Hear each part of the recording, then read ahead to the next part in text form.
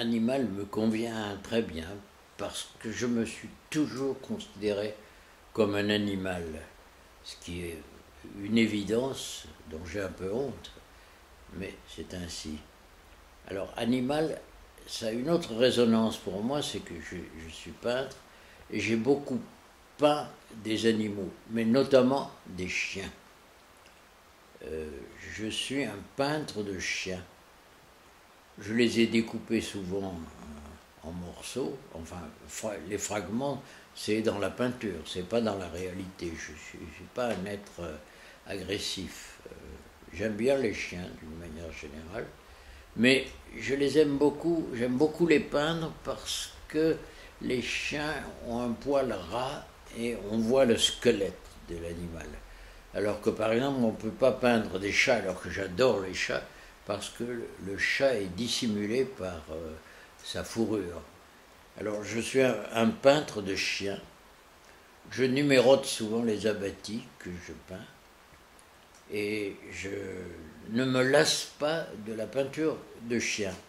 Ce qui m'est arrivé avec les chiens qui m'a beaucoup passionné, c'est de les dessiner avec un trait noir très agressif, très visible, mais juste. C'est un dessin très honnête. Je ne sais pas si ça veut dire quelque chose honnête avec une histoire de dessin.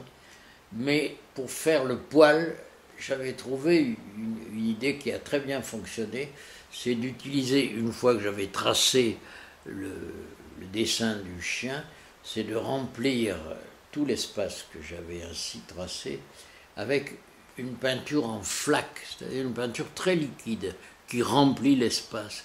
Et à ce moment-là, je m'en vais, je vais boire un café, je laisse la chose vivre d'elle-même. Et quand je reviens, la peinture a séché et le poil du chien est impeccable.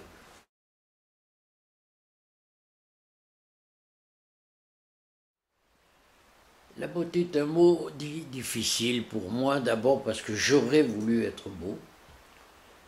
Et je crois que ça a été un peu raté.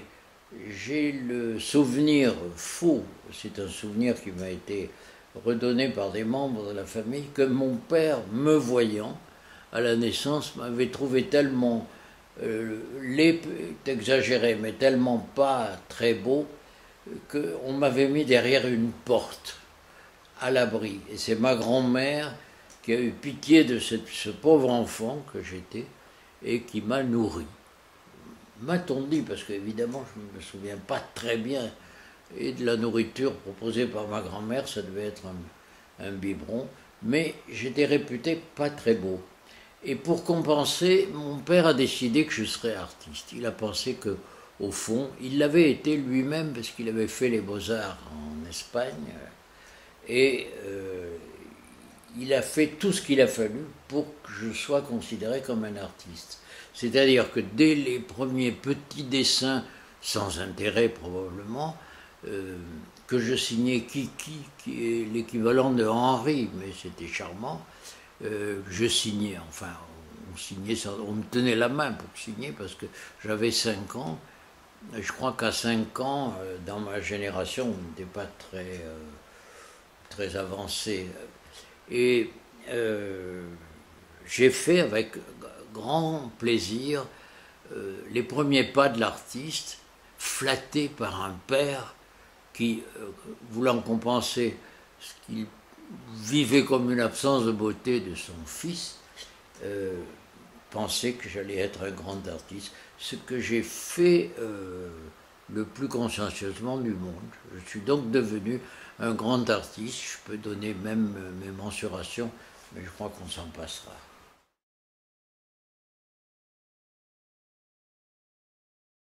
Couleur, j'avais d'abord entendu couleuvre, ce que je trouvais très très bien, parce que dans mon pays, il y a des couleuvres. Il n'y a pas de vipères ou peu de vipères, mais il y a des couleuvres en abondance. Et j'ai un chat qui nous ramène des couleuvres. Et c'est un animal qui joue l'inertie, la couleuvre, capturée par un chat par exemple. La première fois d'ailleurs, j'ai cru que le chat me ramenait une ceinture. parce que ça ressemble à une ceinture, un serpent dans la bouche d'un chat, dans la gueule d'un chat, on dit. Et cette couleuvre était sur le sol. C'est très beau, d'abord, c'est en couleur, et je vous en dirai quelques mots un petit peu plus tard, mais je ne résiste pas à l'évocation de se souvenir de cet animal inerte, donc mort en principe, en fait, qui mime la mort, et que, l'ayant attrapé avec des pincettes, cet animal s'est mis à gigoter. Je l'ai amené chez les voisins parce qu'il faut répartir un petit peu la faune du pays. Mais c'est le mot couleur qui est l'enjeu. La couleur me pose toujours un problème. J'ai une tendance à préférer le camailleux blanc et noir, et s'il y a couleur, elle vient comme acte agressif. J'ai une peinture qui est mise au mur en bas, qui y est depuis hier, que vous regarderez en partant, et vous verrez que c'est une peinture très grise, très blanc et noir, avec une pauvreté de couleur, mais il arrive un rouge très agressif. Donc la couleur existe, mais elle est, pour moi, le plus souvent une effraction dans le travail. J'ai une tendance, en effet, à ressentir d'abord le dessin, c'est-à-dire l'absence de couleur, et la coloration est une manière de détruire l'effet du dessin, peut-être de le déplacer, l'effet du dessin. Donc c'est un jeu très certainement dans lequel cette couleur intervient, mais la couleur est une difficulté pour moi. Je ne sais pas m'en sortir si ce n'est que je l'utilise comme rupture et pas comme ça existe pour certains, comme un jeu, comme un plaisir, comme un agrément. Pour moi, c'est une difficulté, c'est souvent une destruction de ce que je commence à vivre et à concevoir par le dessin.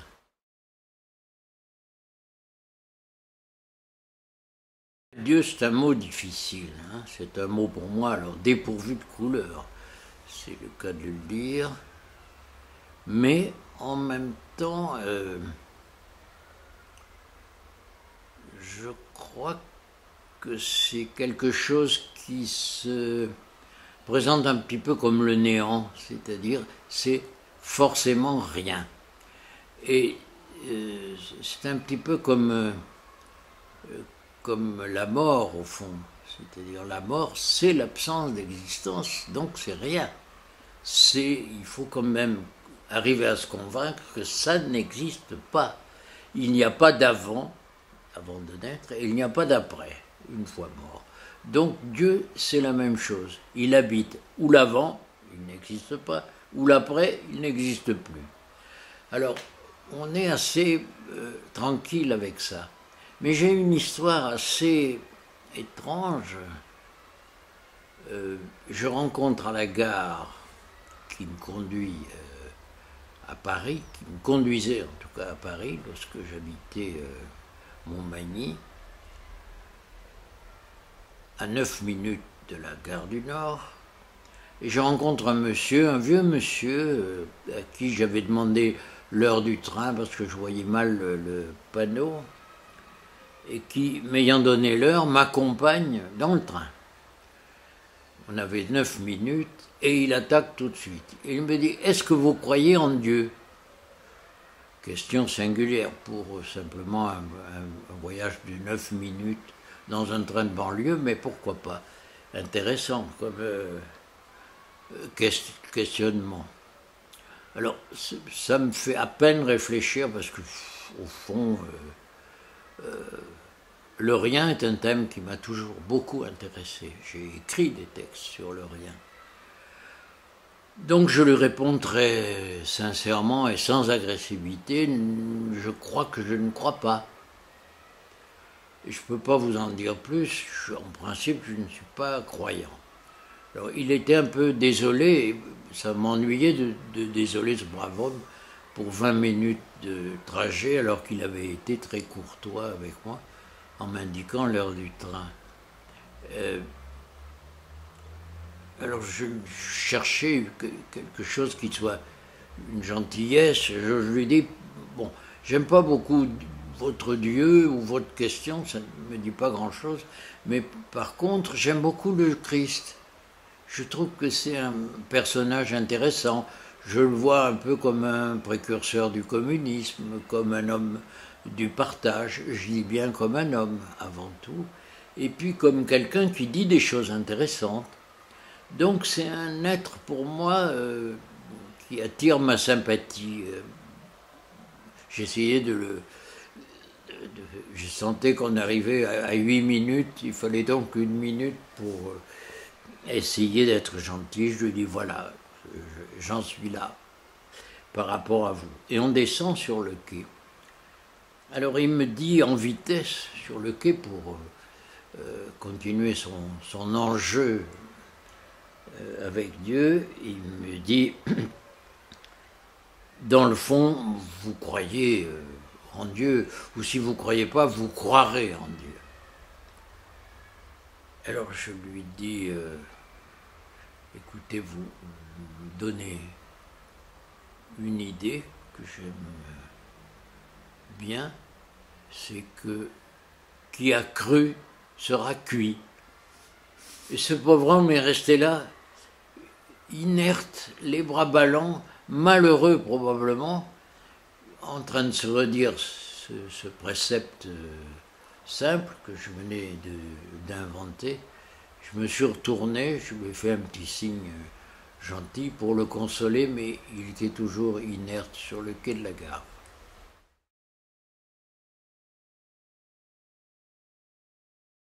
Je suis obligé de revenir à mon propre travail. L'espace, c'est un des problèmes, une des questions ou une des réponses qui concerne la peinture précisément. Le problème de ce mot, c'est que s'il est fortement utilisé, s'il est un enjeu, on ne sait pas très bien ce que ça veut dire dans le domaine de la peinture. Sauf que si on réfléchit un peu, je pense que l'espace se crée dès les premiers signes qu'on indique sur un lieu qui est l'espace du travail, c'est-à-dire les limites qu'on s'est données, par exemple avec une toile ou avec un papier. C'est ça l'espace pour un artiste. Ça n'est pas ce qui est autour, ça n'est pas ce qu'il voit, c'est ce fragment, généralement de papier ou de toile, blanc, c'est-à-dire d'une couleur neutre, inerte, d'une non-couleur si on veut. Et donc l'espace, c'est une non-existence d'une certaine manière. Le premier trait de crayon qu'on va indiquer sur cet espace va produire un signe qui va jouer, avec des guillemets à jouer, avec les bords du lieu qu'on s'est donné, avec ce papier ou la toile, etc. Et le deuxième signe qu'on va faire, on va prendre un crayon à la main, on va faire une croix, par exemple, sur cette toile. Le deuxième signe qu'on va faire va jouer non seulement avec les bords de l'espace qu'on s'est donné, mais avec le premier signe qu'on a fait, qui peut être un petit trait avec un crayon. Donc on a les bords d'un espace délimité, et puis un trait, et puis une croix au crayon. Puis on va mettre une deuxième croix, et puis on va mettre d'autres signes. Et ces signes-là vont créer un jeu. Et puis on va faire intervenir peut-être quelque chose de plus complexe qu'un trait de crayon. On va faire intervenir par exemple un pinceau avec de la peinture. on va faire intervenir une flaque de, de peinture grise, un peu, c'est-à-dire délavée par un noir délavé, oui, c'est ça. Et on a déjà un ensemble de signes qui vont jouer entre eux et qui vont continuer à jouer avec les limites qu'on s'est données. Alors, c'est ça le travail du peintre. C'est une succession de signes sur un support limité dans ses dimensions. Donc, on travaille avec l'espace. Donc, on est des spécialistes de l'espace. Donc, on est des joueurs d'espace. On est des cosmonautes. Sur un petit bout de papier, on devient un cosmonaute. Une petite page de carnet, un petit morceau de papier déchiré, et on fabrique un espace, et on traverse cet espace. Ça, j'aime beaucoup l'espace. Finalement, vous venez de me faire découvrir un mot qui va me permettre de franchir les limites de mon support.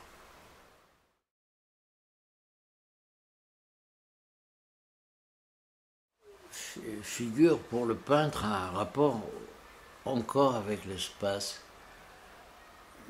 Les supports qu'on utilise, en général des toiles sur un châssis, portent des noms qui ont le mot figure, un 10 figures, un 20 figures, un 50 figures. On ne sait pas très bien pourquoi d'ailleurs cette expression, mais on l'utilise. Et peut-être est-ce parce que le support en question a souvent servi dans l'histoire de l'art, en particulier l'histoire qui a utilisé ce genre de support, a souvent été utilisé probablement pour faire des portraits ou pour présenter, pour faire figurer des êtres vivants, que ce soit des êtres de la tradition chrétienne, des personnages qui interviennent dans une crucifixion, par exemple, ou des portraits, par la suite des portraits. La figure, c'est un portrait. Figurer, c'est faire naître un visage, c'est faire exister un personnage. La figure, je ne vois pas d'autre explication possible pour ce mot si simple et en même temps qui pose le problème lorsqu'on l'utilise dans le travail et qu'on veut figurer, justement. Au fond, figurer, c'est pas simplement le visage, j'ai un peu tort, c'est faire apparaître, figurer. C'est faire naître. Donc la figure, c'est probablement la naissance d'un être vivant. Et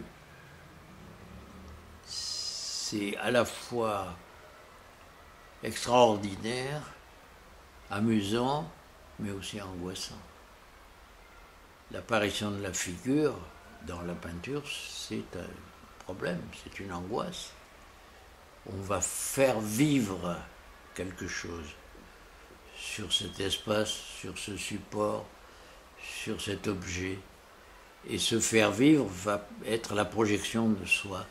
Et cette projection, elle va poser un problème du dédoublement. Et l'œuvre va être forcément une trace de ce dédoublement ou l'effet de ce dédoublement.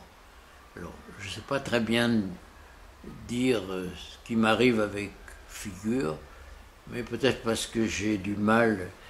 Je me souviens avoir fait pendant 1 an quelque chose qui avait rapport à la figure et qui est un autoportrait. Je voulais faire simplement un autoportrait. Et je me suis rendu compte que je n'y arrivais pas parce que chaque fois que je voulais dessiner mon visage, je le dissimulais. C'est-à-dire, je mettais ma main devant. Je faisais ça, par exemple. Je mettais deux mains devant pour que le visage existe, mais soit dissimulé. Et j'ai fait peut-être 50 ou 100 œuvres qui sont que des images de visages dissimulés. Et je l'ai appelé, c'était l'idée du narcissisme évidemment qui était là, je l'ai appelé Narcisse navré. Et ce que je n'ai pas su, c'est vraiment un refus, c'est que navré ça voulait dire blessé. Et un beau jour quelqu'un m'a dit, c'est un joli titre, Narcisse navré, parce que ça veut dire Narcisse blessé. Je ne le savais pas et je ne voulais pas le savoir.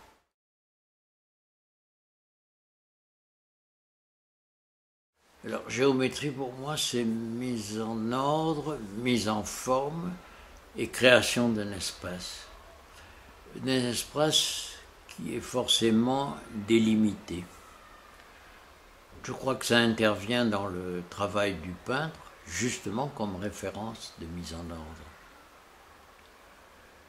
Je crois aussi que ce qui est important avec la géométrie, c'est qu'elle crée du rien. Pourquoi? Parce que les limites en question, on les a exploitées pour créer un espace, c'est-à-dire un creux, c'est-à-dire un vide.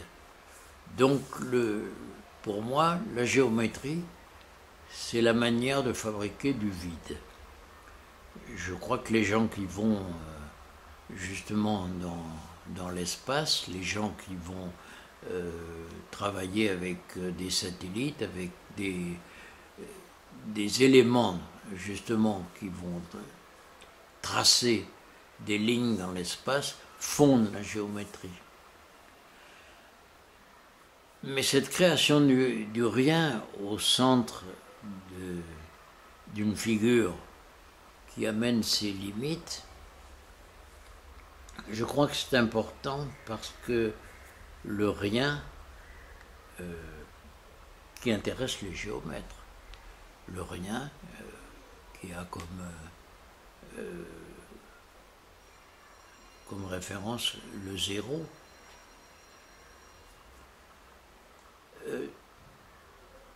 crée quelque chose qui est assez fascinant parce que on n'arrive pas à se passer de cette notion du rien et du zéro, mais on n'arrive pas à le définir. Pourquoi? Parce que c'est pas un creux, mais c'est pas non plus une existence, c'est pas un existant, ça n'est pas une consistance. Le rien, c'est par définition rien, ou le zéro, et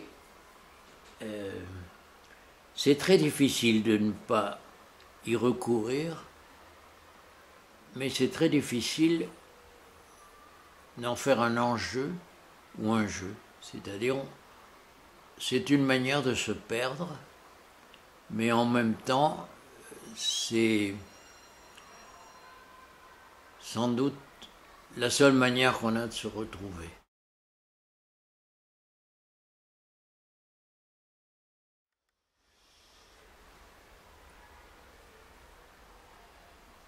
Alors, humour, c'est un mot intéressant, je ne sais pas très bien comment je peux m'en tirer, mais je crois que, pour moi en tout cas, l'humour, c'est pas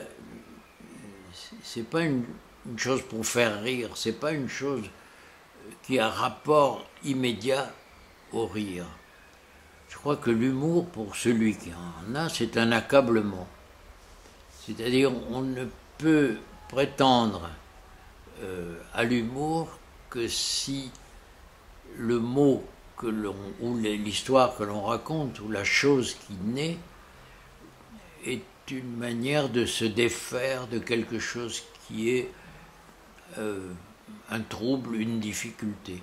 Donc, l'humoriste est quelqu'un qui se débat avec son mal, avec son mal-être, avec sa difficulté à être. Si c'est pas ça, c'est pas de l'humour, c'est de la blague, c'est autre chose. C'est du. Enfin, c'est pas grand chose, oui. L'humour, c'est ce qui vous accable.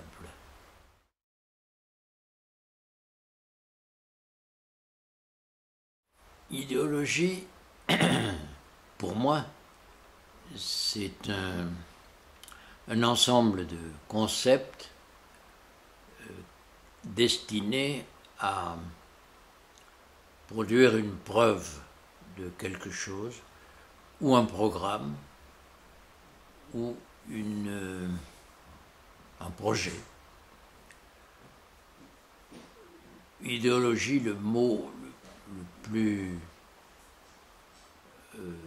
enfin dont l'usage est le plus fréquent, c'est politique. Idéologie, on le voit très bien par exemple si on pense au communisme, puisque moi c'est une chose qui m'a touché à un moment donné de ma vie. Ça m'a touché aussi parce que ça a été une époque où il y avait une idéologie. Le pétainisme, la droite, c'était une idéologie. C'était une manière de définir l'homme, d'en faire un monstre, et puis de croire que ce monstre allait régner sur le monde. Le communisme a été quelque chose qui n'est pas sans rapport avec le monstre. C'est un autre monstre, mais c'était un monstre positif. C'était une manière de voir l'homme comme le sujet d'un enjeu harmonieux. Les hommes allaient s'aimer, allaient vivre ensemble, allaient produire des objets, et produire tout simplement. Donc, voilà où j'en suis, mais je ne sais plus quel mot je cherche à définir. Donc, idéologie.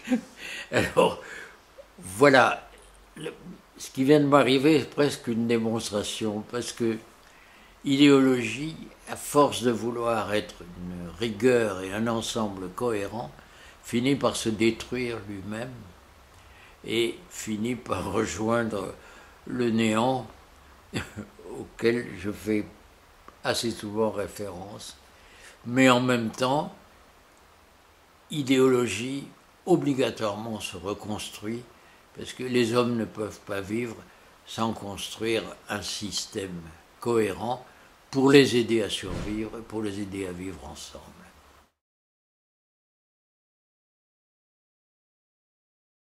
La joie, c'est très intéressant parce que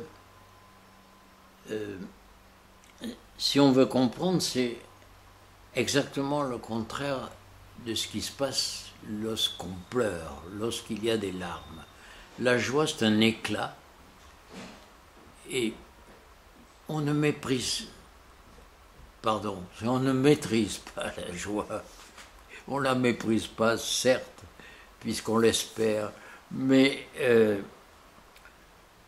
on ne la maîtrise pas. C'est-à-dire, elle vous prend et elle vous tient entier.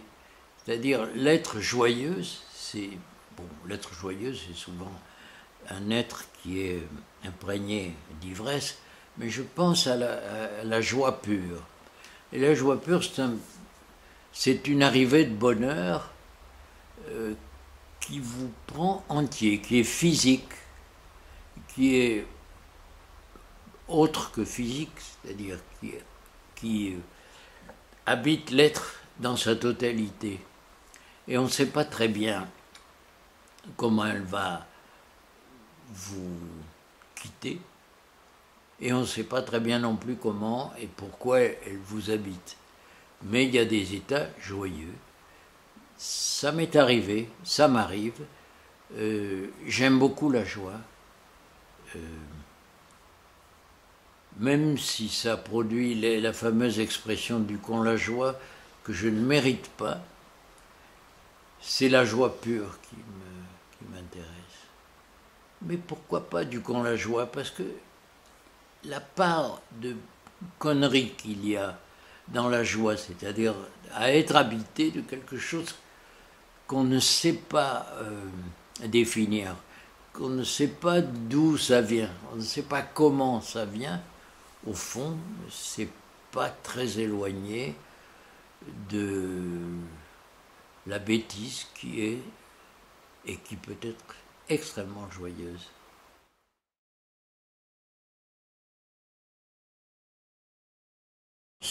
C'est un mot qui me plaît bien parce que je ne sais pas ce que ça veut dire très exactement. Je pense, je vais me fabriquer un kaléidoscope pour le plaisir de croire que le mot signifie ça. Je pense que c'est un tuyau qu'on se met sur l'œil, comme ça, et que dedans il y a des petites bricoles qui bougent et qui transforment, qui créent une image qui se transforme au fur et à mesure qu'on tourne le petit tuyau. Alors, c'est peut-être pas ça, mais si c'est ça, c'est très bien. J'aime bien l'idée du kaléidoscope. Oui, c'est ça, c'est un joli mot. Je ne crois pas qu'il puisse servir à grand chose d'autre. Je ne sais pas très bien ce qu'on pourrait faire avec un engin pareil. Mais déjà, ça, se mettre ça sur l'œil, c'est très très bien. Et ce que je retiens aussi du kaléidoscope, c'est qu'il y en avait un qu'on fabriquait à l'époque, quand on était plus jeune, en mettant à l'endroit où on va l'appliquer sur l'œil, une poudre noire qui fabriquait un cocard en même temps sur l'œil. Donc c'était à double entrée. Celui qui s'était placé le kaléidoscope sur la figure avait une espèce de lunette comme ça qui le rendait plus ridicule qu'il n'était à l'origine.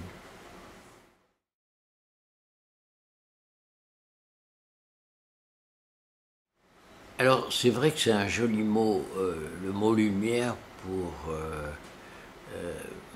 pour la peinture. En même temps, c'est un mot piégé ou piégeux, parce qu'avec de la lumière, on peut créer une sorte d'artifice et s'éloigner de ce qu'on avait imaginé faire au départ. Alors, le mot lumière, moi j'ai eu un rapport à ce mot, un rapport très, très étrange. J'avais rencontré des scientifiques un jour et je leur avais expliqué que j'avais créé une situation avec mon travail où le blanc devenait plus blanc que blanc. Alors, c'est très simple. On fait un petit cercle au centre d'une grande feuille de papier et puis on crée un noir autour.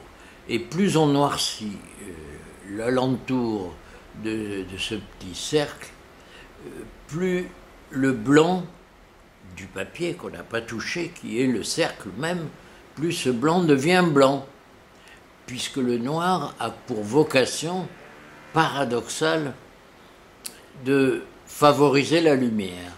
Donc on a cette aberration, et ça avait beaucoup troublé mes scientifiques qui pouvaient écouter mes bêtises, c'était que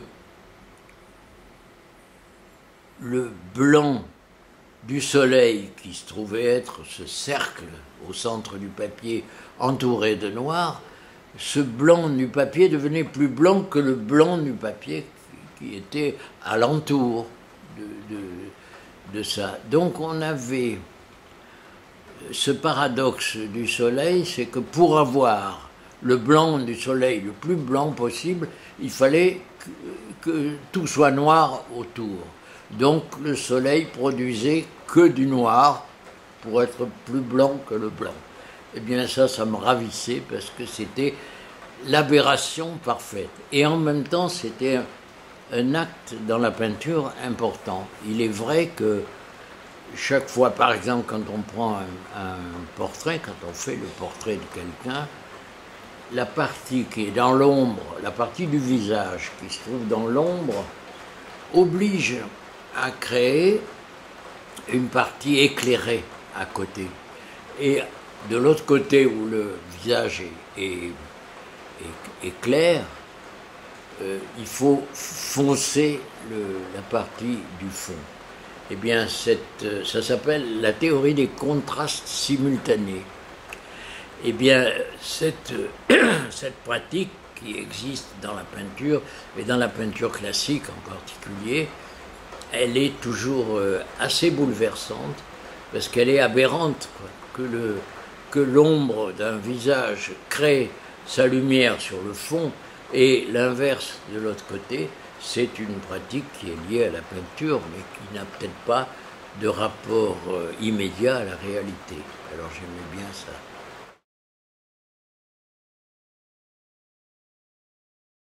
C'est un mot intéressant parce que c'est un mot qui a tendance à me fuir, c'est-à-dire à marquer les troubles de la mémoire. J'arrive à un âge, moi je pensais que c'était l'âge, c'est pas sûr, mais c'est probable, où les noms propres, par exemple, me quittent d'une manière invraisemblable. Je me souviens de mon nom, ça c'est certain, des membres proches de ma famille, c'est vrai encore, mais un certain nombre de noms qui me sont familiers, des amis ou des gens que je connais bien, je perds leur nom. Et ça me trouble.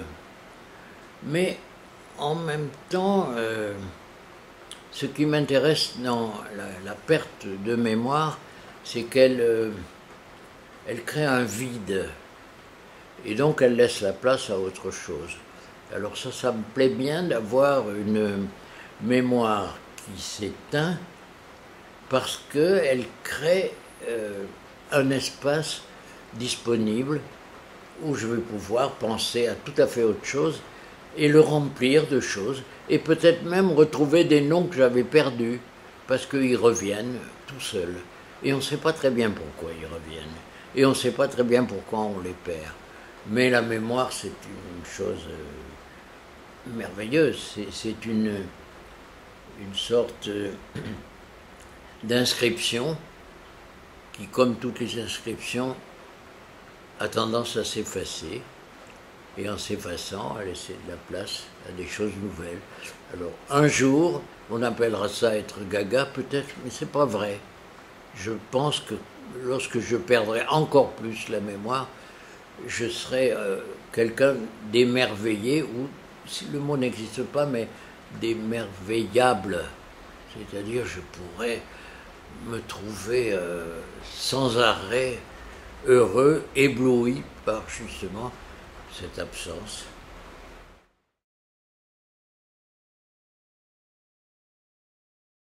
C'est un joli mot pour dire récit, pour dire écriture, pour dire toute phrase, toute constitution de langage. Et j'écris. Je suis assez passionné par l'écriture. Je raconte beaucoup d'histoires par l'écriture. J'aime beaucoup les histoires, j'aime beaucoup la narration. La narration, elle est intéressante, même lorsqu'il s'agit de spontanéité,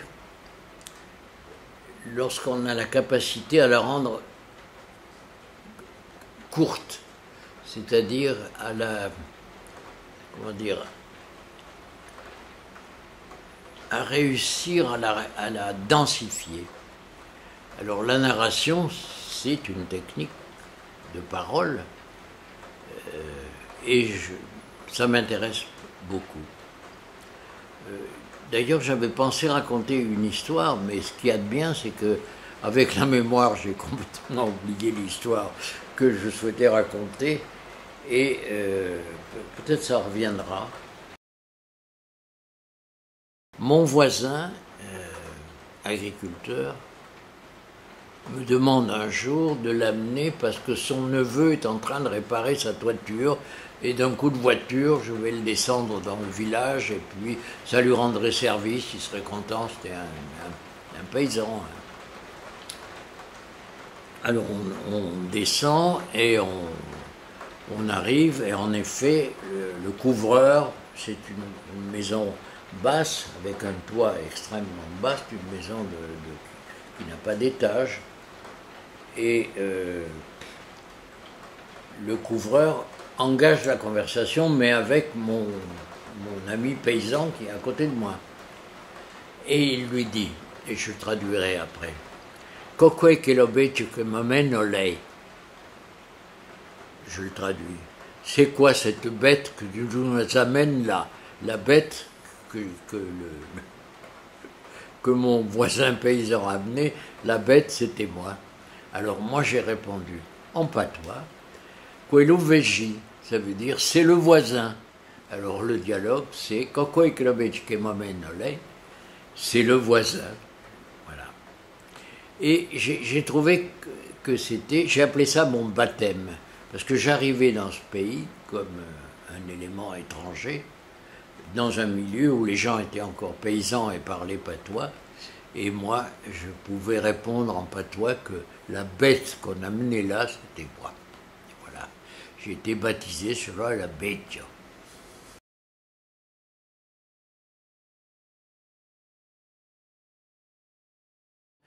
On est tenté en cours de route de penser à orgasme, avant organisme, mais peut-être que les deux mots ont un rapport l'un avec l'autre. En tout cas, organisme, c'est aussi organisation, c'est aussi le corps, c'est la constitution d'un élément qui va fonctionner dans sa totalité comme une organisation. C'est un joli mot. C'est un mot qui peut être intéressant dans la peinture parce qu'effectivement, lorsqu'on travaille, lorsqu'on fait un objet pictural, on va dire, ça peut être... moi j'ai peint des petits objets sur des petites toiles, j'ai peint des paysages, j'ai peint toutes sortes de choses. Chaque fois, c'est en effet une organisation qui va déterminer l'objet dans sa totalité. Même une toile minuscule, c'est une organisation, c'est un organisme. Ça n'a de sens que si on réussit à créer, avec les éléments dont on dispose et les éléments qu'on fait apparaître, que si on organise quelque chose de cohérent, quelque chose qui va avoir l'aspect du vivant, c'est-à-dire des liens entre les différents éléments qui organisent une œuvre. Et c'est très intéressant de penser à organisme. Et j'ai peut-être jamais... Alors, le problème, c'est que quand on peint, on s'abstrait probablement un peu du langage. On ne cherche pas à répondre à ce qu'on va fabriquer avec du langage qui va combler le vide. C'est-à-dire le mot organisation, il n'apparaît pas. Il peut apparaître après. Une fois qu'on a travaillé, on peut critiquer son propre travail en disant « j'aurais pu penser à une organisation plus cohérente, j'aurais pu organiser mieux mon espace ». Il y a toutes sortes de mots qui peuvent conduire à aider une critique du travail qu'on a produit. Mais dans les faits, on ne produit pas une œuvre en illustrant une série de mots. Donc, on s'abstrait du langage et la chose que l'on va faire, que l'on va fabriquer, que l'on va produire, elle doit être vivante par elle-même.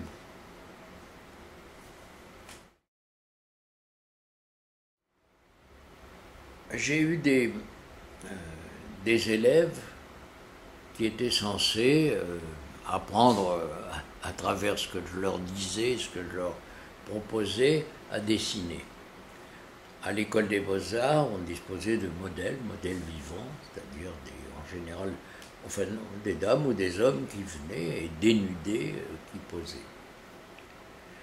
Et les élèves étaient censés dessiner la pose, qui était plus ou moins longue. Il y avait des poses de 5 minutes, des poses plus longues. Et je m'étais rendu compte alors, de plusieurs choses. D'abord que la pose du modèle était une sorte d'immobilité, mais en même temps d'une disponibilité à la mouvance, c'est-à-dire c'est quelque chose qui allait bouger.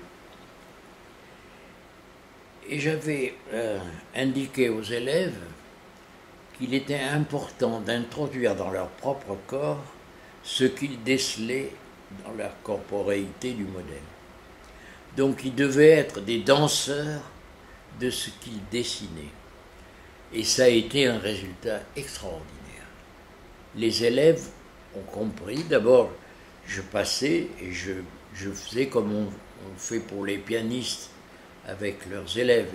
Ils font bouger le bras pour détendre le bras, pour que le corps commence à rentrer dans la pratique du piano, par exemple. Et bien là aussi, je demandais aux élèves d'introduire le mouvement dans leur propre corps. Ils travaillaient debout, donc il y avait la totalité du corps qui réagissait par rapport au modèle. Et je me souviens, j'avais eu cette discussion avec un danseur, et on s'était très bien entendu sur cette idée-là, et il découvrait quelque chose quand je lui expliquais que j'imposais ou je demandais à mes élèves de faire rentrer dans leur propre corps ce qu'ils décelaient dans les mouvements du modèle.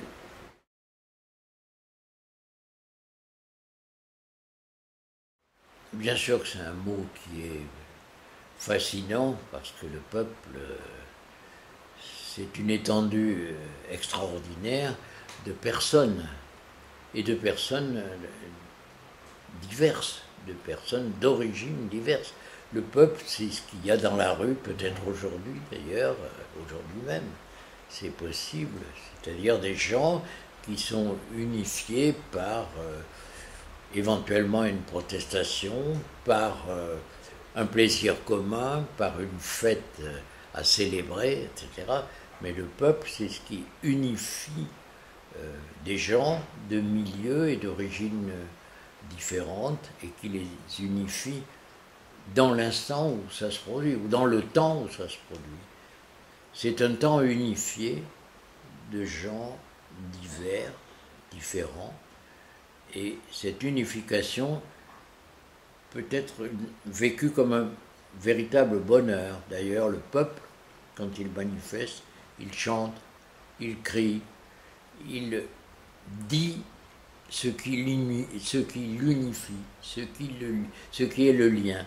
Alors, le peuple, ça suppose en effet l'existence d'un lien.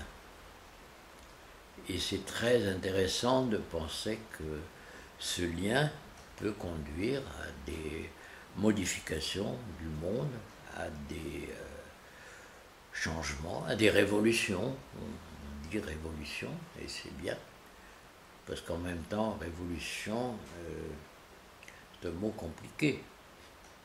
Ça veut dire que c'est le changement, mais c'est en même temps le retour à l'origine. Donc le peuple, il ouvre son cœur, mais en même temps, il s'unifie, et en s'unifiant, il constitue un ensemble. Donc c'est à la fois une ouverture et en même temps le lien qui apparaît comme un élément qui va souder ces diverses manières d'être. J'aime beaucoup cette idée du peuple, mais je pense que tous les gens qui peuvent parler du peuple disent une chose différente, et ça peut être des choses contradictoires. Mais pour moi, le peuple, c'est un mot unificateur, et ça serait plutôt un joli mot. Quand on me demande, c'est curieux parce que ça me fait penser à l'usage qu'on peut en faire sur le plan du peuple, lorsqu'on me demande la nature de mes engagements, par exemple, en faisant allusion à une unification, je réponds souvent, je ne veux pas être heureux tout seul. Donc pour moi, le peuple, c'est un moyen de ne pas être heureux tout seul.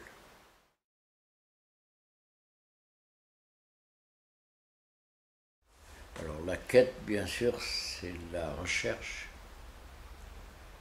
c'est l'espérance d'autre chose,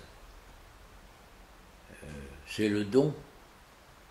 Évidemment, la quête, moi j'ai été dans ma jeunesse un petit enfant de cœur qui promenait une sébille pour essayer d'obtenir de l'argent pour monsieur le curé. C'était la période où tout le monde était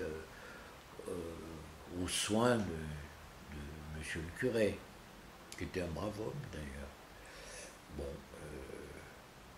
mais c'est pas cette quête au fond qui m'intéresse. La quête, c'est pas celle de l'argent, c'est l'inconnu, c'est l'interrogation. C'est, je crois, avant tout l'interrogation. C'est-à-dire l'espace inconnu, en espérant qu'on va le combler, cet espace. Mais on ne sait pas ce qu'il est. La quête, c'est la recherche. Ça peut être tout dans l'univers. Ça peut être la quête de l'espace, ça peut être la quête du savoir, ça peut être la quête de la rencontre de l'autre, ça peut être... C'est toujours l'inconnu à combler. Et c'est tellement grand, l'idée de la quête, c'est tellement vaste qu'on ne sait pas par quel moyen le border, le limiter. Si c'est dans la peinture, c'est vrai que toute œuvre peinte, ou peut-être écrite, est une quête. Dans l'écriture, c'est frappant parce qu'on démarre, moi personnellement, je démarre sans projet. Je démarre, c'est l'écriture elle-même qui va produire sa quête, qui va être sa recherche, sa propre recherche. Et c'est ça qui me passionne dans l'écriture, mais dans la peinture aussi. Sauf que quelquefois, ou peut-être dans la peinture, on arrive à produire une quête qui se continue d'une œuvre à l'autre. Il m'est arrivé par exemple de travailler, je m'en aperçois maintenant, le temps passant, que c'est un thème qui m'occupe, qui me préoccupe. Par exemple, j'ai été malade à une époque et en convalescence, chez moi, j'étais désespéré, je ne savais pas comment j'allais revivre le monde. Alors je me suis installé avec deux chaises, une pour poser ma palette et une pour mettre mon petit tableau, un tout petit tableau. Et j'ai regardé le paysage autour de moi et ça a développé un travail qui a duré un an et demi, parce que c'était sans arrêt que je me rendais compte que le monde rentrait chez moi, que la quête produisait ça, cet effet de retour, que le monde, les arbres, le ciel, n'importe quoi rentrait chez moi. Ce qu'il fallait faire, c'est attention à ne pas refaire des choses qui existent déjà, qu'on a déjà faites, qu'on a déjà produites. Il fallait que la quête soit une recherche avec des points d'interrogation. Et c'était sur ces petites toiles passionnant de produire un petit fragment du monde qu'on avait devant soi. D'ailleurs, mon chat qui était sous ma chaise était tout à fait ravi, il ronronnait parce qu'il était persuadé que j'éprouvais un grand bonheur à voir le monde de cette manière.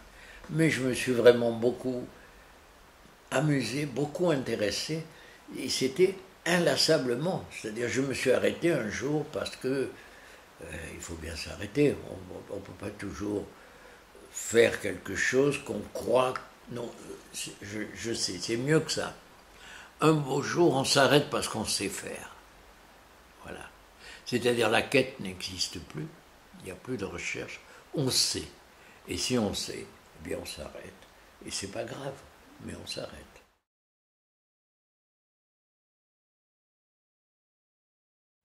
Ça peut être d'abord l'organisation philosophique, disons, du savoir. C'est peut-être pas de cette manière que je l'aborderai. Ce mot est compliqué. La raison, je le vois toujours comme une organisation de la pensée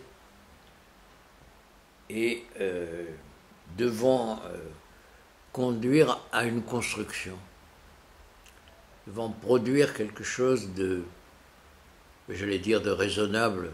C'est pas la peine de m'enfermer de dire que la raison est raisonnable, et pourtant c'est peut-être pas si mal que la raison soit raisonnable, parce que raisonnable est une sorte d'amplification de la raison.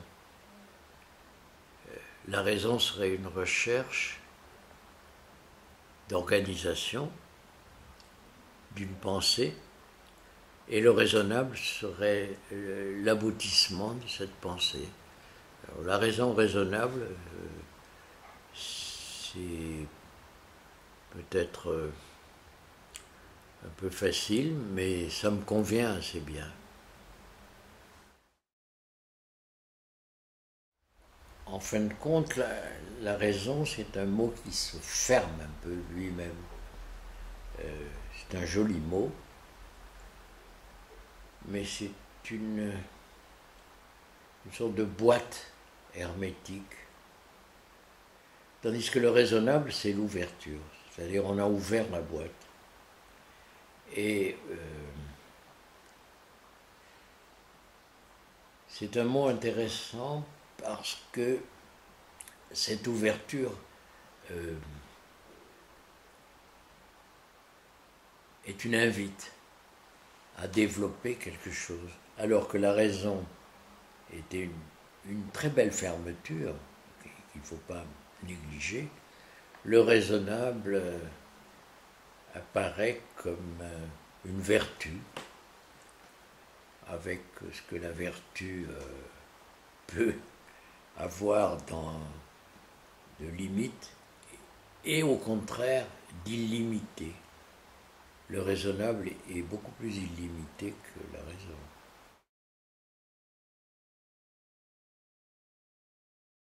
Moi, j'aurais vécu la lettre S à cause de sa configuration.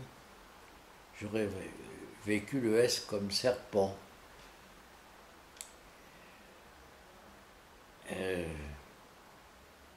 Mais c'est joli que ça appartienne à série aussi. Mais alors, je ne sais plus l'utiliser paradoxalement avec série. Mais ça vient peut-être d'une méfiance à l'égard de mon propre travail de peintre. C'est vrai que j'ai travaillé beaucoup par série. Il m'est arrivé, par exemple, de peindre pendant une période les petits objets que je trouvais autour de moi, autour de mon bureau. La gomme, des pointes, des punaises, des agrafes, tout ce qui se présentait, des élastiques de bureau. Quelle joie, les élastiques de bureau. Ça a été une découverte. Des épingles à cheveux de dames qui ont comme ça quelque chose de serpentin justement sur le cou. Donc la série, c'est certain que c'est la répétition. Mais en même temps, ce qui m'intéressait dans l'exploration de ces objets mineurs, c'était de leur donner de la vie, de leur donner du sens, de les éloigner du mépris dans lequel on peut tenir les objets. Donc l'appartenance à la série, c'était une manière de les conforter, de les réconforter même, mes objets, de leur donner le droit à l'existence, le droit à la vie. Et dans la peinture, c'était extraordinaire, parce que il y avait toujours la même règle du jeu que je m'étais déjà donnée dans les paysages, c'était l'objet, l'alentour de l'objet, c'est-à-dire ce qu'il produisait comme ombre et ce que le support interagissait avec l'objet, et en même temps le nu du support, qui est une toile non peinte. Donc on avait toujours ces trois éléments. Et ça, c'était agréable, intéressant, important. Et la série en a beaucoup profité. Et moi, j'ai beaucoup profité de fabriquer une série dans laquelle il n'y avait rien de sériel, puisqu'il n'y avait jamais deux objets pareils. Mais il y avait une communauté dans la série, c'était des petits tableaux, je ne l'ai peut-être pas assez dit, mais dans lesquels, des petits tableaux de la même dimension, dans lesquels il y avait toujours la répétition de mon système objet, présence de l'alentour de l'objet et le support non touché. Eh bien, cet ensemble-là produisait paradoxalement du raisonnable, du vivant, de l'absurde, etc. J'y trouvais tous les plaisirs possibles. J'ai eu qu'un regret un beau jour, c'est de m'arrêter de continuer ma série, mais une série qu'on continue inlassablement, elle cesse d'être une série, elle devient un univers clos, fermé et fini. Donc je me suis arrêté.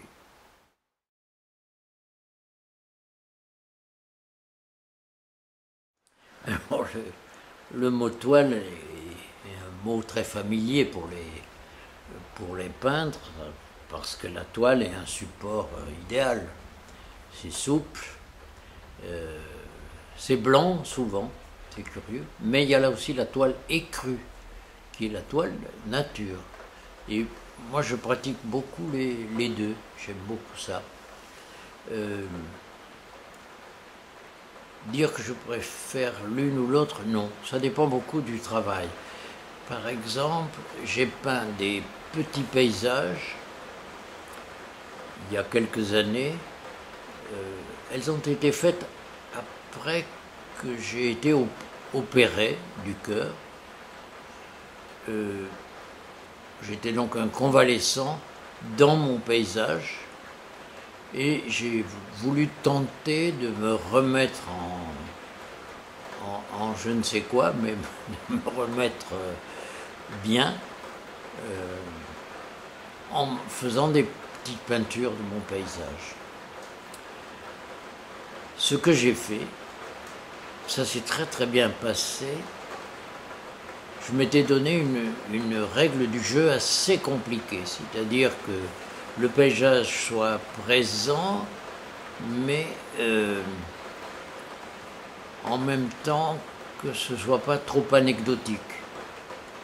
C'était simplement des prélèvements dans le paysage.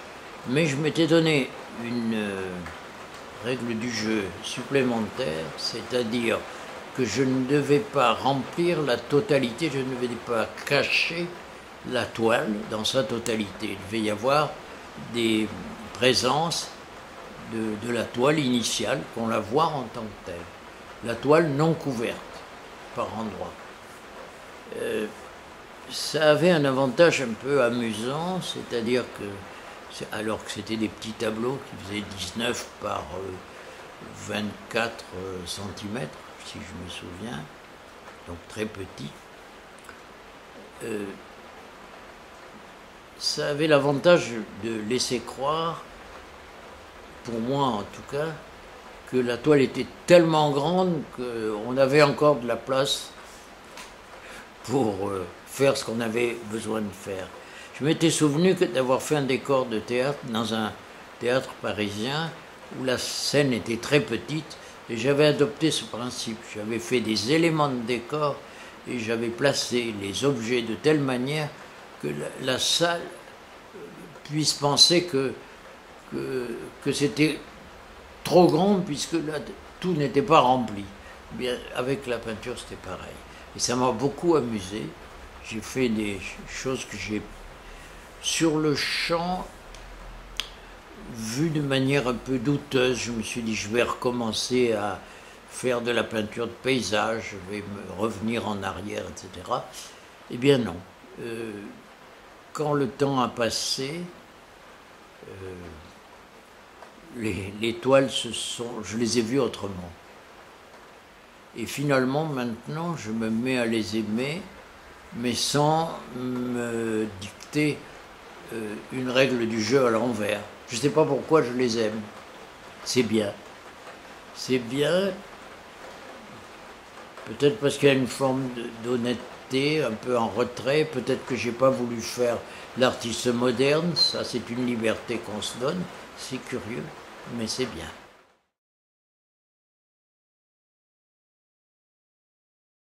L'utopie, c'est la réalisation de quelque chose qui n'existe pas, quoi. Alors, probablement. De quelque chose qu'on a envie de faire exister. C'est une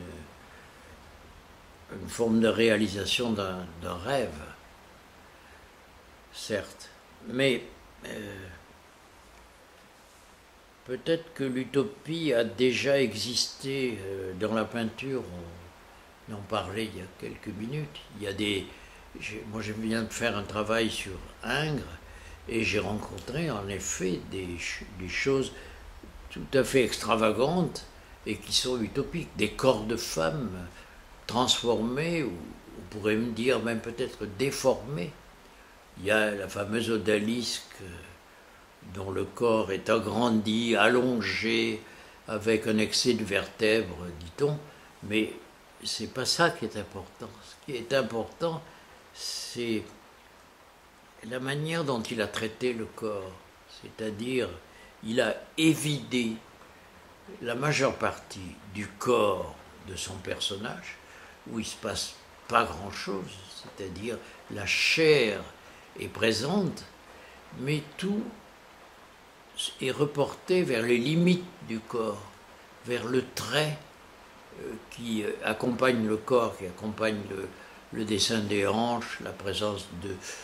Le sexe est pudiquement caché, mais c'est très très beau, le rapport des linges avec le corps, c'est extraordinaire. Mais j'insiste sur le trait qui borde le corps, parce que ce trait, pendant longtemps, et sans y faire attention, j'ai cru, comme d'autres le disent, qu'il s'agit d'un dessin qui borde le corps. C'est pas vrai, il n'y a pas de dessin.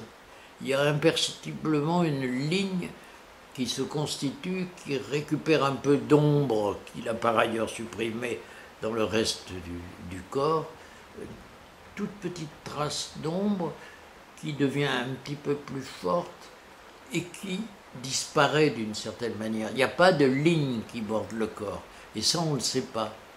C'est au point que j'ai pensé que cette ligne, elle pouvait être une sorte d'annonce qui permettait de passer derrière, de passer de l'autre côté du corps, puisqu'il n'y a pas de limite, il n'y a pas de raison qu'on puisse pas passer de l'autre côté. Et ça m'a beaucoup troublé. Mais ça m'a en même temps enchanté, parce que ce corps déformé est prodigieux. Mais on ne sait pas de quoi il est prodigieux. On ne peut pas dire que ce soit un corps consacré à l'amour. Peut-être, tout est possible. Celui qui regarde, il peut toujours imaginer ce qu'il veut. Mais c'est probablement pas ça le désir de Ingres. Et il est très difficile à imaginer. De toute façon, le visage de la femme est tourné vers le regardeur, et c'est pas un regard d'invite, c'est presque un regard réprobateur. Alors, comment un corps consacré à l'amour pourrait être, au lieu d'une invite, une réprobation? Alors ça, c'est vraiment extraordinaire. Et cet immense dessin, j'en ai fait plusieurs exemplaires parce que j'étais fasciné par ça. Voilà l'utopie pour moi. Vraiment, l'immense utopie. Et pourtant l'utopie simple, extraordinairement simple. Cette transparence du corps, cette limite par le trait qui n'existe pas, que ça ait existé au début du XIXe siècle, c'est extraordinaire.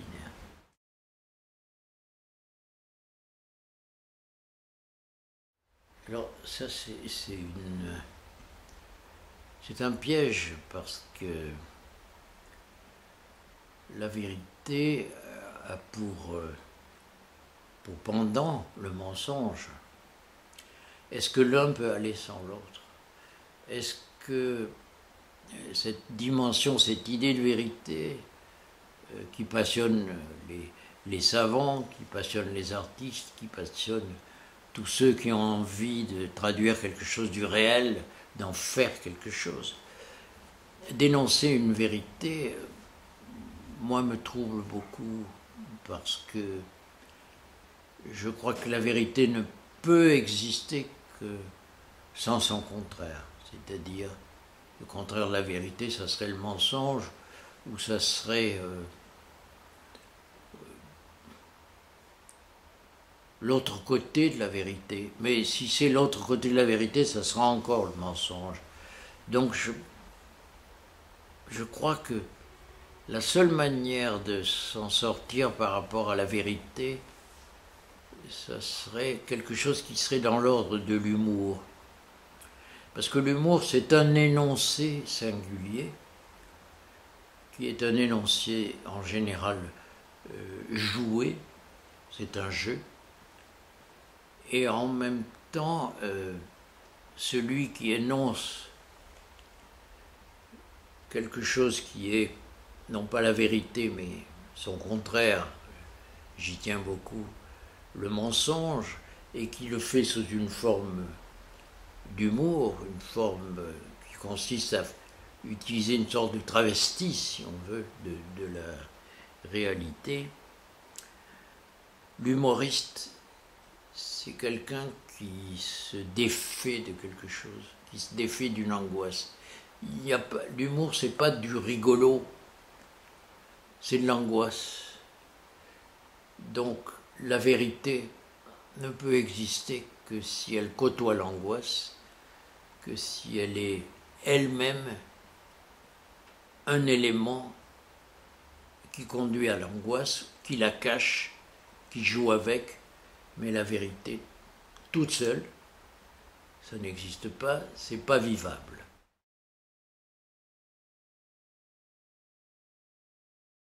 Alors ça, comme je ne connais pas Internet, je peux être très, très tranquille. Pour moi, le W, c'est la première lettre du lieu par excellence, qui est le WC.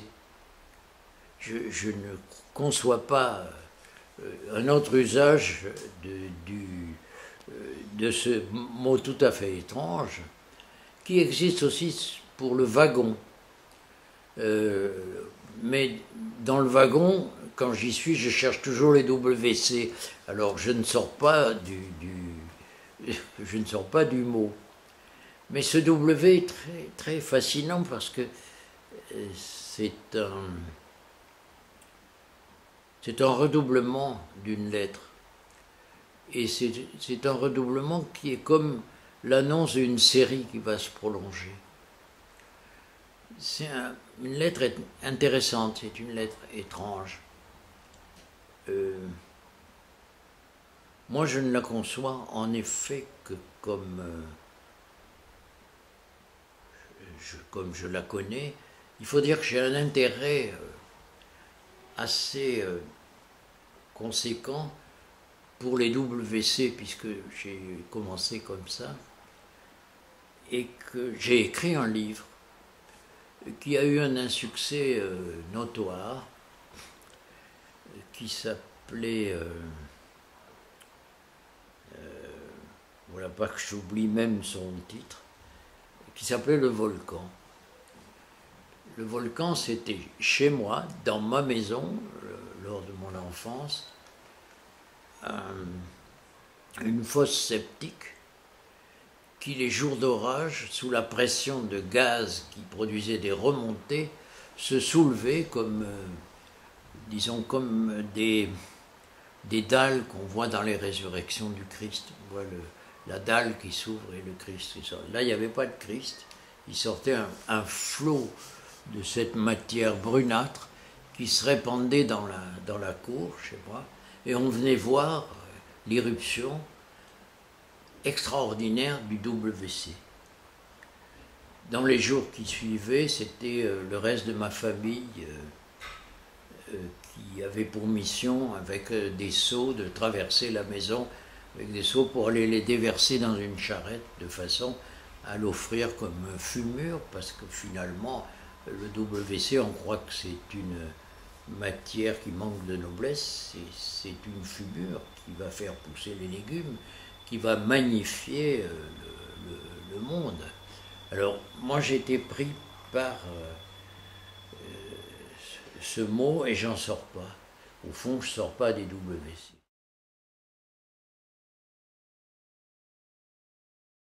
X, c'est l'inconnu par définition. C'est une lettre qui a été beaucoup utilisée par les gens qui écrivent les romans policiers. C'est le personnage qu'on ne connaît pas.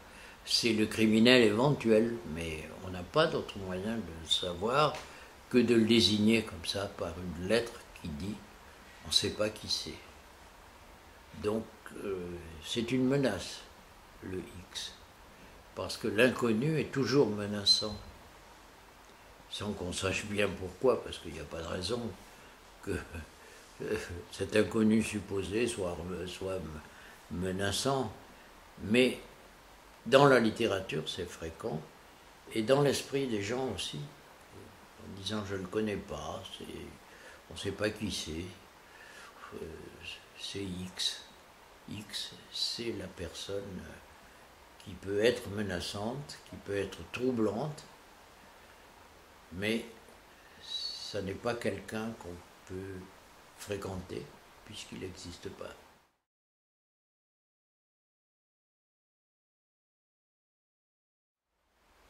Alors je suis très embarrassé pour les yeux parce que j'ai vécu une aventure récente, enfin dire une aventure, vous allez voir, c'est pas une aventure, c'est une réalité de l'âge, c'est-à-dire quand on vieillit, la cornée s'abîme et la vision est trouble, la vision n'est pas bonne. Alors cette vision qui n'est pas bonne, elle est en même temps intéressante. C'est-à-dire la vision qu'on a avec les yeux est une vision qui fait perdre la coloration des objets et on voit le monde, ce qu'on appelle dans la peinture en valeur. En valeur, c'est dans l'échelle du blanc au noir. Donc j'avais un arbre devant ma fenêtre et cet arbre était sombre, c'était un vert parce que je le savais, c'est un arbre. Enfin, il ne pouvait être que vert, c'était un laurier en plus. Et cet arbre était sombre. Et je me suis fait opérer ce qu'on appelle la cataracte. C'est-à-dire on change la cornée par une cornée toute neuve. Je ne sais pas ce qu'on fait, mais c'est une opération qui n'est pas douloureuse, qui est rapide et d'une efficacité incroyable. Et miracle, le lendemain, je me souviens être monté dans le train, je devais consulter pour faire vérifier que l'opération avait bien réussi. Et dans le train qui me ramenait dans ma banlieue, j'ai eu la vision de la réalité. Et la réalité, ça n'avait plus rien à voir avec ce que j'avais vu auparavant dans des années de ma vie. Les arbres avaient des feuilles, mais des milliards de feuilles. Les petites plantes sur le bord de la voie de chemin de fer, des orties ou je ne sais quoi, il y avait des myriades de feuilles. Et quand j'ai fini de rentrer à pied pour aller chez moi en banlieue, je me suis arrêté sans arrêt pour regarder les petites fleurs qui poussaient aux choses. C'est-à-dire, il y avait un monde réel qui apparaissait d'un seul coup dans sa réalité. Et ça, je ne l'aurais pas imaginé. Et je l'aurais si peu imaginé que maintenant, non seulement je ne l'imagine plus, mais je ne vois plus les choses avec autant de miracles du détail. Je les perds de nouveau, et pourtant je n'ai pas perdu la vue, mais ça a été un effet de surprise, une manière de voir le monde que j'ignorais, ou que j'avais oublié, et maintenant je m'aperçois que je l'oublie de nouveau, parce qu'on ne peut pas passer tout le reste de sa vie à découper le monde en petites plantes, en petites feuilles, en ceci, cela. C'était un temps passé qui n'aurait jamais fini de passer, puisque je découvrais le monde réel.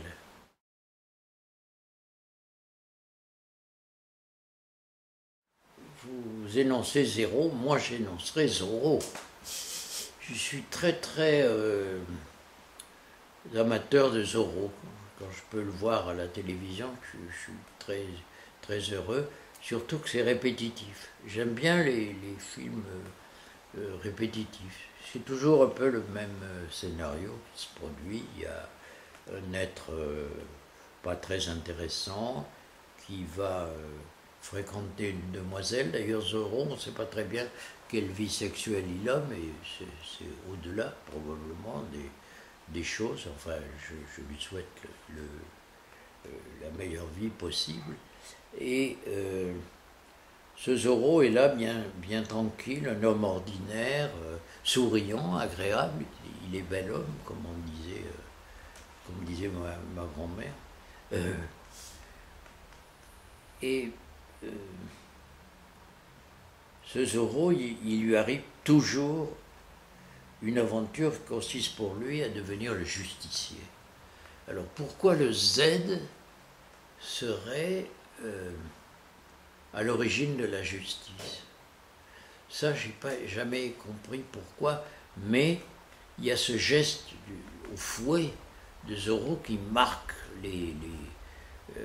qui marque le monde, qui marque, je ne sais pas, une porte, en tout cas l'écran du cinéma.